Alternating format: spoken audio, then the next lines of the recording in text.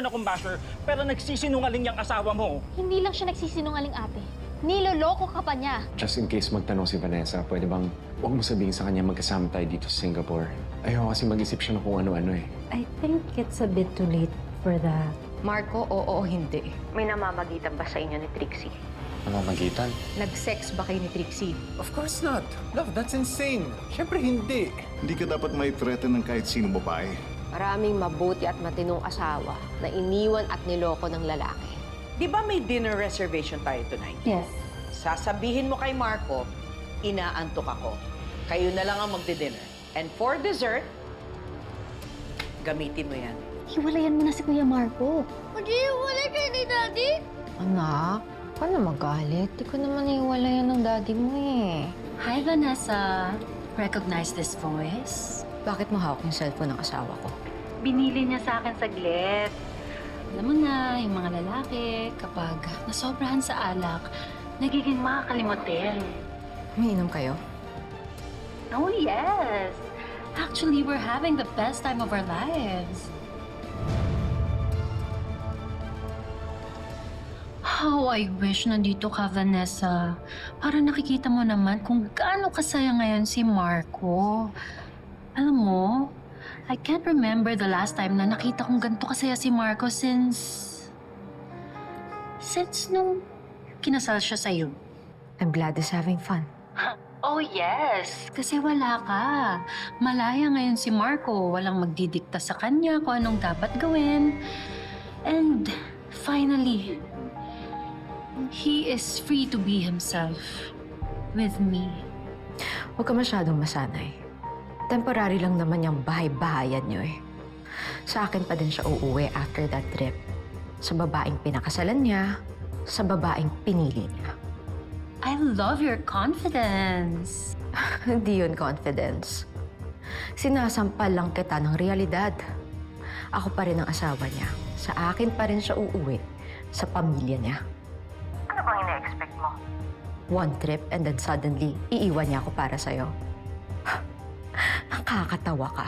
No, actually, nakakaawa ka. He broke up with you, remember? At ako ang pinakasalan niya. Alam mo, gumagawa ka na lang ng sarili mong kwento dyan sa utak mo. Para ikaw yung victim, ikaw yung kawawa. Paniwalaan mo na kung anong gusto mong paniwalaan.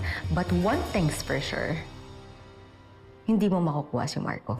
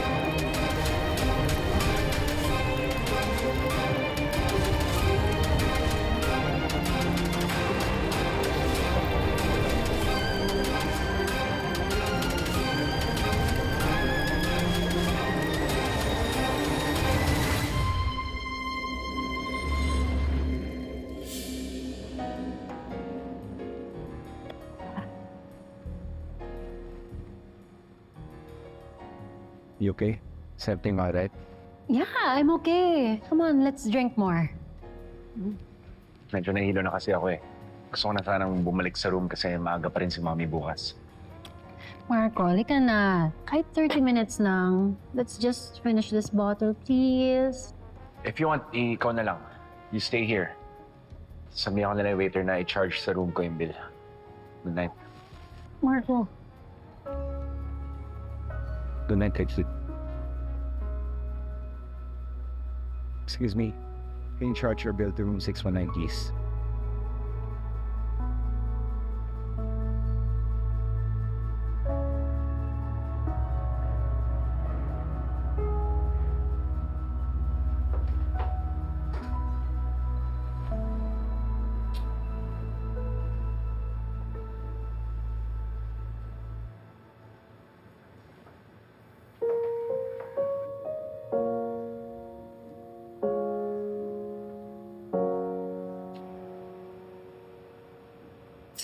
Good night, anak. Promise ko, hindi ko hayaan masira ang pamilya natin. Paglalaban ko ang daddy niyo.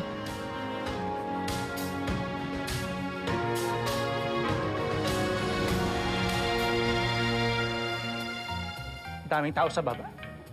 Haba ng pila, nakakainis. Lumig na tuloy yung kape. Uy, mabalik nga tayo. Kung magli-leave ka, nagpaalam ka na ba kay boss? Actually, mamaya pa lang. Pero mga 2 weeks lang naman eh. Kailangan ko lang talagang pumunta ng Singapore. Ay, winner ka dyan, Beshi. Pero make sure ha, magdala ka ng garden shears. Ching, ching! Para pag nakita mo yung Trixie na yan, makalbo mo. Ano ka ba? Napaka-war freak mo naman. Kalma, Sorry. kalma. Alam mo, hindi ko naman to ginagawa para sa sarili ko lang eh. Para din to sa mga anak namin. Kay Mikay, pati kay Luigi. I want them to have a happy family. A complete family. A good life.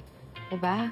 Totoo naman. And if that means na kailangan ko pumunta ng Singapore at ilayo si Marco kay Trixie, then so be it. Gagawin ko yan. Alang-alang sa mga bata.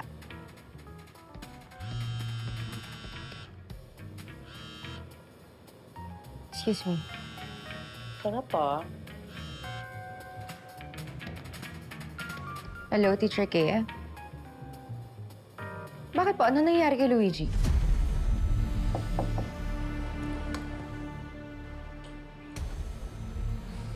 Good afternoon po. Anak, kamusta? Ano po problema, Teacher Kay? The past days, kapansin-pansin na nag-iba ang attitude ni Luigi. Lagi siyang mag-isa, hindi nakikipag-usap. May pagka-introvert po talaga si Luigi. Takes a while bago makapag-warm up siya sa ibang tao. Kahit tanong niyo pa po yung teacher niya dati. Pero hindi naman po siya ganun before. In fact, makulit siya sa klase ko. Active siya sa mga school activity. Sige. Kakausapin ko na lang po siya. May problema po ba kayo sa bahay? Excuse me? Kasi po, malaking factor na nakakaapekto sa bata yung mga nangyayari sa bahay. So, I wanna ask if everything is all right between you and Mr. Panganiban?